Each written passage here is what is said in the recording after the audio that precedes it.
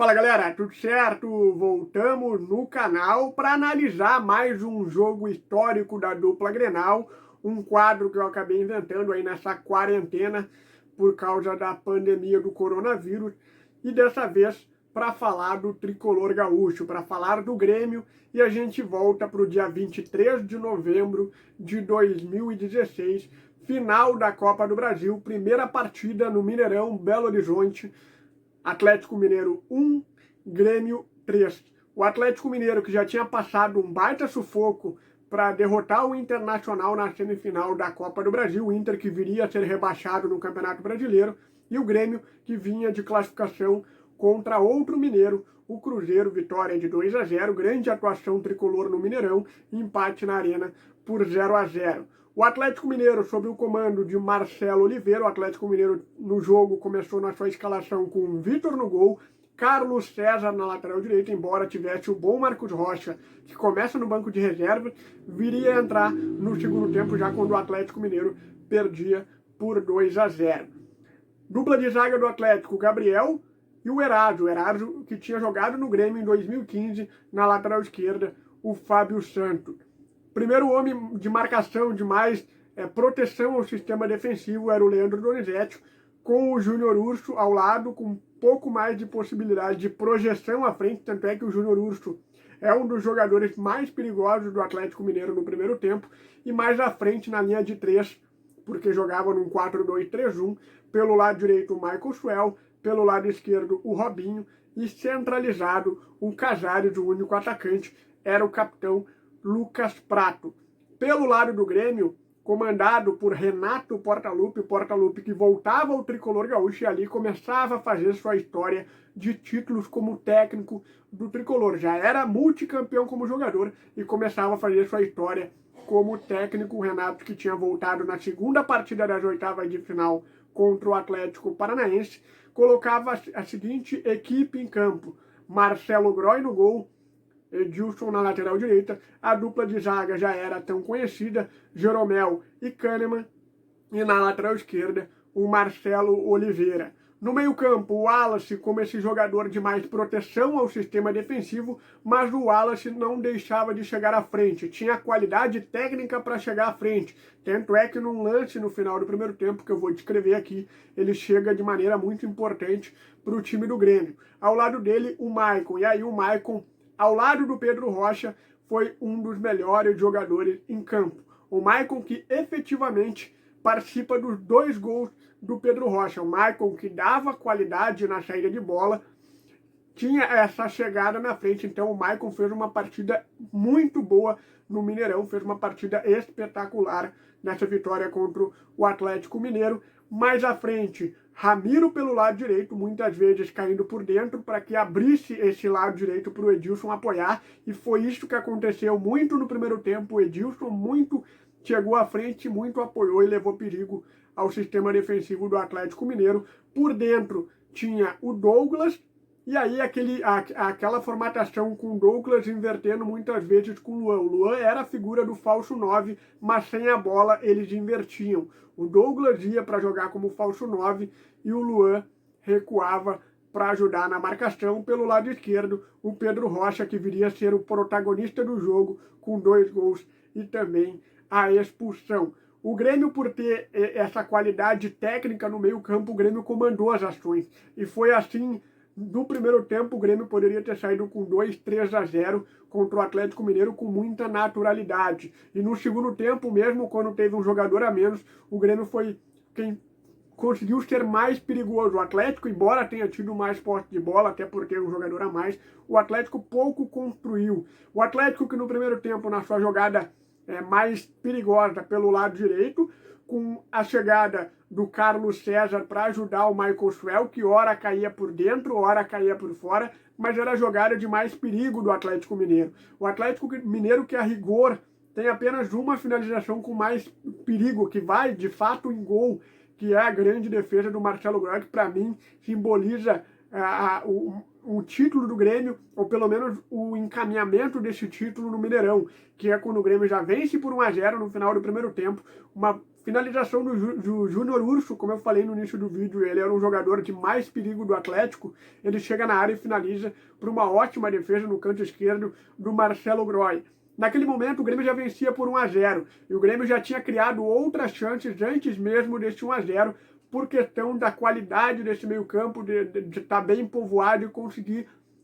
envolver o time do Atlético Mineiro com o Douglas, com o Luan, muitas vezes recuando para receber essa bola, tanto é que a primeira finalização do Grêmio com perigo é do Luan, da entrada da área, o Douglas, depois da entrada da área, finaliza por uma boa defesa do Vitor, e o Atlético tendo dificuldade para controlar, e também essa jogada, como eu já falei, pelo lado direito, com o Ramiro caindo por dentro e abrindo o corredor para o Edilson chegando muito na linha de fundo e levando perigo para o Atlético Mineiro. O gol do Grêmio no primeiro tempo sai de uma roubada de bola do Maicon. O Maicon que dá o passe depois, o Maicon que rouba a bola no início dessa jogada, a bola que ele rouba do Casares.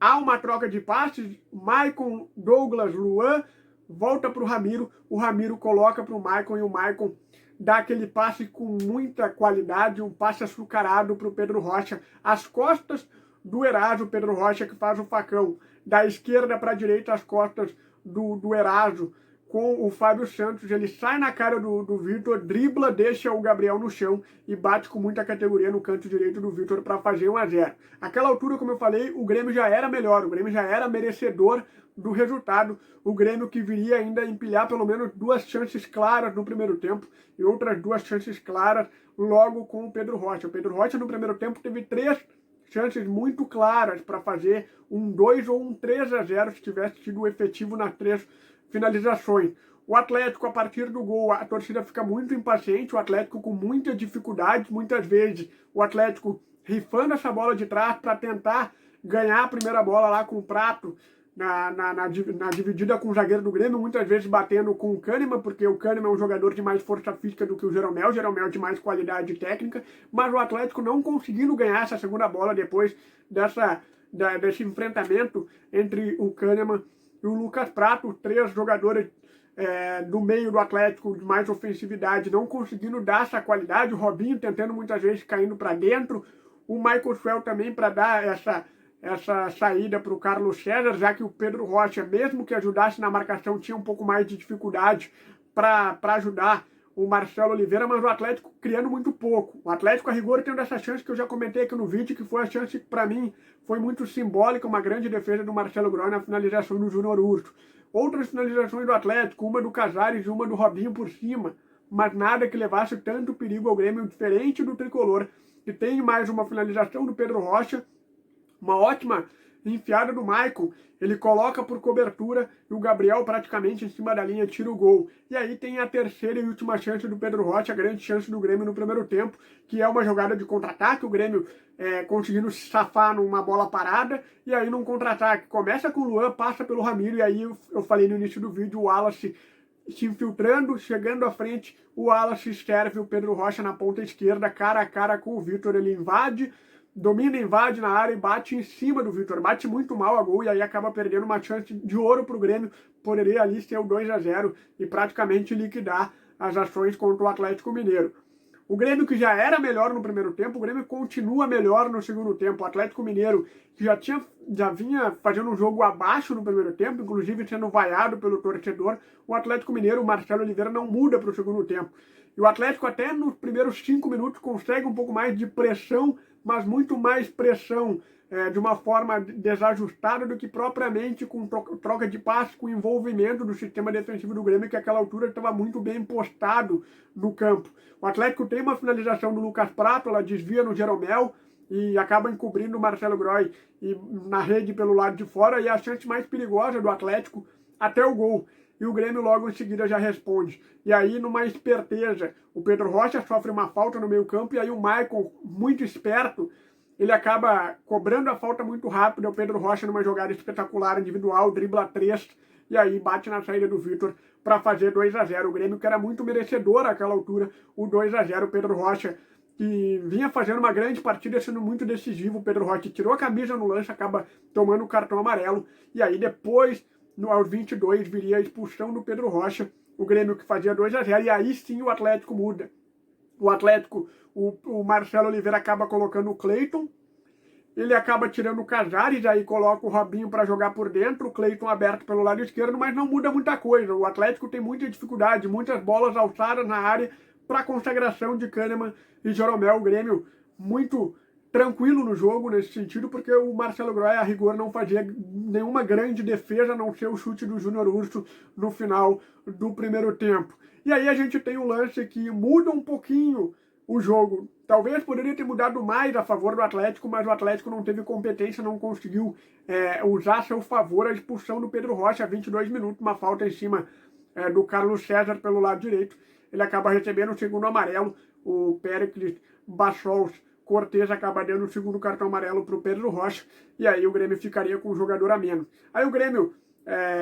logo em seguida, o Renato ele acaba mudando, ele acaba tirando o Douglas, que daí já não tinha uma função muito bem definida, não seria tão importante naquele esquema tático do Grêmio, e coloca o Everton, e aí sim, porque o Grêmio estava propício ao seu contra-ataque. O Grêmio buscava um contra-ataque, uma jogada de velocidade, aí a entrada do Everton, ela é bem efetivada pelo Renato. O Renato pensou muito bem o jogo naquela altura. Por outro lado, o Atlético faz duas substituições, o Atlético acaba colocando o Yuri, e aí para jogar aberto pelo lado direito, no lugar do Michael Suel, e aí logo em seguida ele tira o Marcos Rocha, coloca o Marcos Rocha, melhor dizendo, para tirar o Júnior Urso, e aí